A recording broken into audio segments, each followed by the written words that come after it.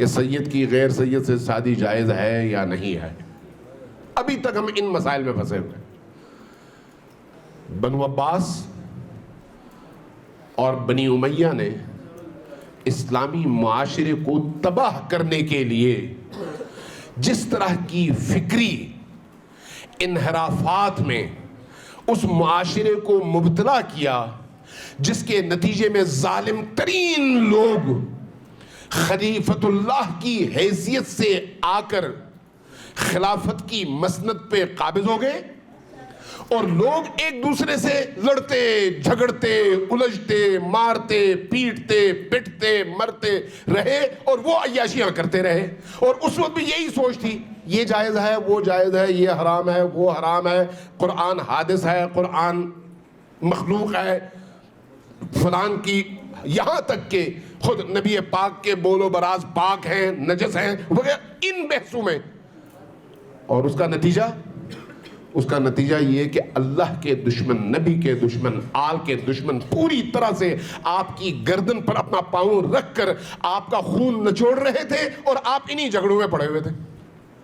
اور آج بھی ہمارے معاشرے میں ماشاءاللہ یہی مسائل ہیں کہ سید اور غیر سید کی جائز ہے یا نہیں ہے، تشہد میں شہادت ثالثہ جائز ہے یا نہیں ہے، وضو کر کے عزاداری میں بیٹھنا چاہیے یا نہیں، زنجیر زنی جائز ہے یا نہیں ہے، قمع زنی جائز ہے یا نہیں ہے.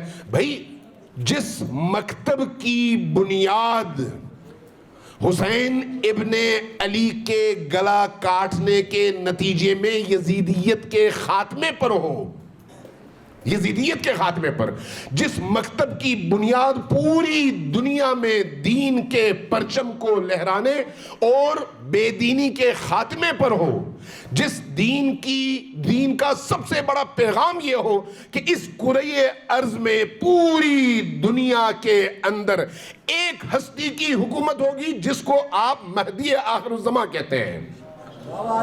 جس ہستی کی، جس دین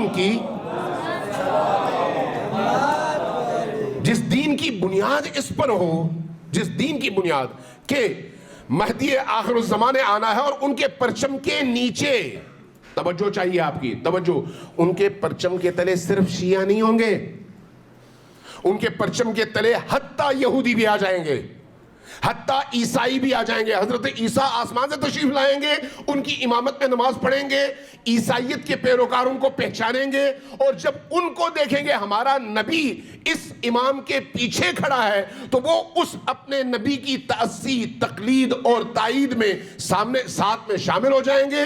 اور انسانی معاشرے کا اتنا بڑا طبقہ ظلم کے خلاف کھڑا ہو جائے گا.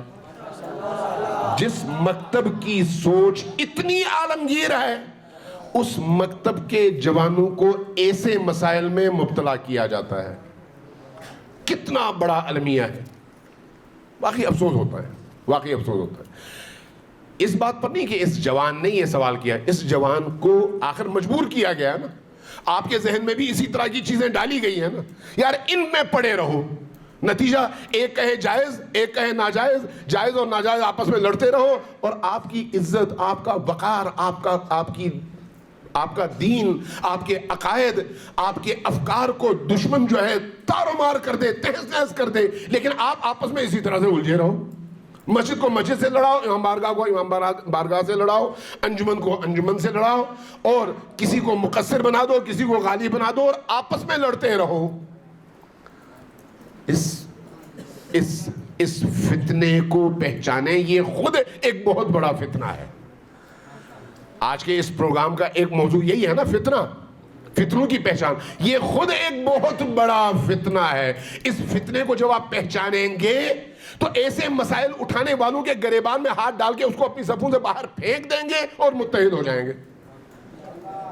ایسا ہے یا نہیں؟ اور جب تک ان فتنوں کو پہچانیں گے نہیں، آپ مقابلہ بھی نہیں کر سکتے.